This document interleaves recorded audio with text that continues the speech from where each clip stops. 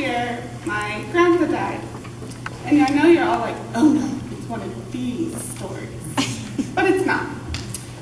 See, in all honesty, I didn't know my grandpa. Grandpa Mills was one of those old grumps. You know the movie Up?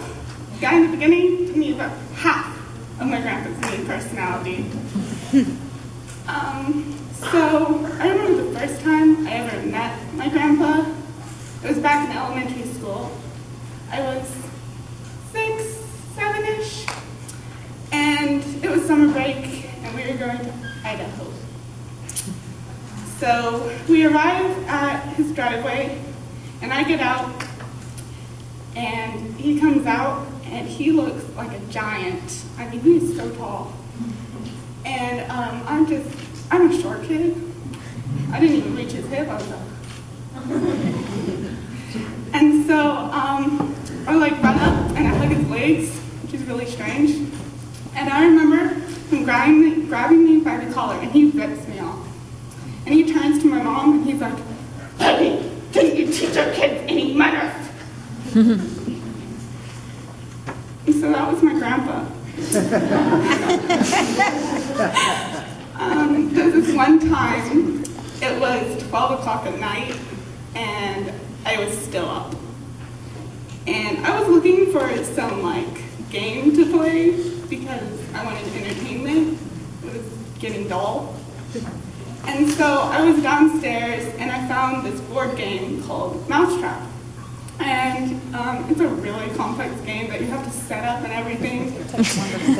And so I didn't really realize the time or something, or I was just being an idiot. And so I turned towards the stair and I yelled, and I'm like, "Allison! Stupid! Come down here!" That loud. And I hear him before I see him. And he comes stomping down. And I just start shaking. I'm like, oh no. And he comes down and everybody's running to the kitchen because, stomps, yelling, something's going down. And he comes downstairs and the first thing I see is his face. And I think that I have seen death. And so I'm backing up and I'm like, oh, I'm so scared. And he bends down and he grabs the box and he throws it at me. And he turns around to my mom and he's like, "Peggy, why aren't your kids asleep? Don't you guys have any discipline?" Yeah, he was really, really scary. So, and at that time I had thought, and I was like, is this guy a demon? Because he was being really mean, and his voice was really scary, and the only way I knew him was being mean, so it was just common knowledge to think mean guy, demon, or so in my kid years. And this is how I continued to think even on that day. I had just gotten home from my friend's house, and I saw my mom sitting in a computer chair, and she was crying.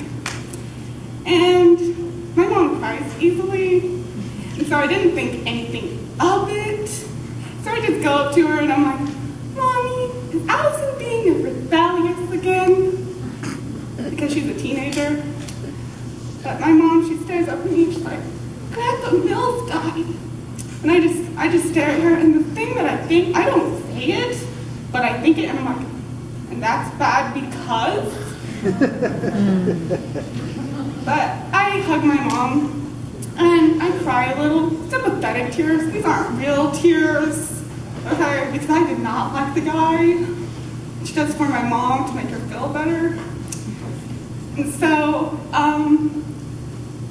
I just continued my life this way until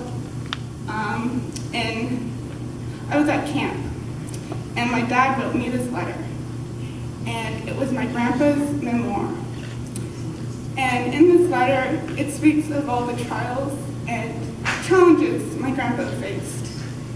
And he grew up during the Depression, and he had just a really hard life.